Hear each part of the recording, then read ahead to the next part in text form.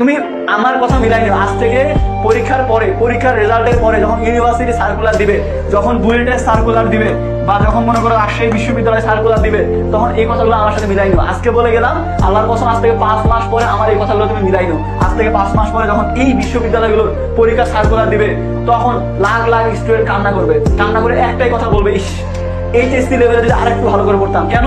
কারণ এইচএসসি লেভেলে ভালোভাবে না পড়ার কারণে A+ পাওয়ার পরেও এখানে রাজশাহী বিশ্ববিদ্যালয়ের সায়েন্সের স্টুডেন্ট আবেদনই করতে পারবে না। পরীক্ষা দিয়ে নিজের যোগ্যতা প্রমাণ করা তো দূরের কথা, আবেদনই করতে পারবে না। মানবিক বিভাগের স্টুডেন্ট গুলো যাদের 4.5 এর নিচে, তারাও আবেদনই করতে পারবে না, পরীক্ষা দেওয়া তো দূরের কথা। তখন তোমার মনে হবে এই জিনিসগুলো, এই রাতগুলোর কথা মনে হবে, এই রাতগুলোতে ইচ্ছা করে নষ্ট করছো, ঘুমাইছো, অবহেলা করছো, এগুলোর কথা তখন মনে পড়বে, ইস যদি সময়টা কাজে লাগাইতাম।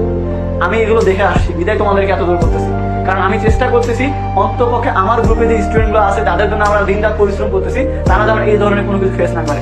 এখন কি বলে যে পাগলও নিজের ভালো বোঝে। এখন তোমরা যদি পাগলের থেকে অদম হও, তারা যা খুশি করতে থাকো।